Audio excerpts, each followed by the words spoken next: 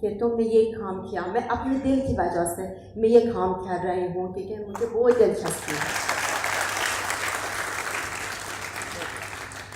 اور حالانکہ فارسی کا ایک بہت بڑا سرمایہ اردو ادب میں جو ایرانی ادبا کو، ایرانی اہل علم کو نہیں پاتا، اور وہ یہ سفر نامے جو ایران کے بارے میں بے تحاشا سفر نامے اردو میں لکھے گئے ہیں، اور ہماری تاریخ، ہماری ثقافت، ہمارا ادب اس میں چھپا ہوا رکھا ہوا ہے.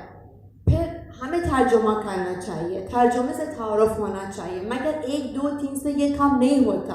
اور صرف ہم سے جو ہماری نیٹیو زبان فارسی ہے، ہم سے بھی یہ نہیں ہوتا.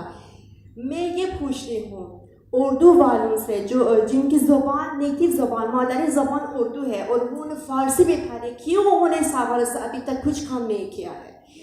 کیونکہ جب ہم دو زبانوں پر ہم مہارت رکھتے ہیں، اس کا مطلب یہ نہیں کہ میں اگر اردو جانتی ہوں صرف اردو کے لیے کام کروں.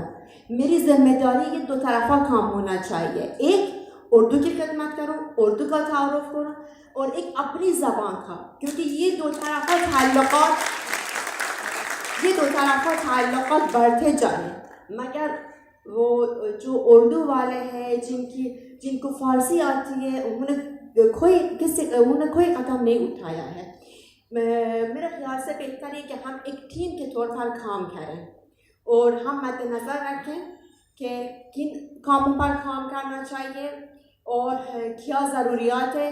اس حوالے سے ہم وہ مل کر کام کریں، اور ایران اور پاکستان دونوں کے جو علمی ادارے ہیں، جو ایمبیسی ہے، ان کی طرف سے بھی مدد مل جائے.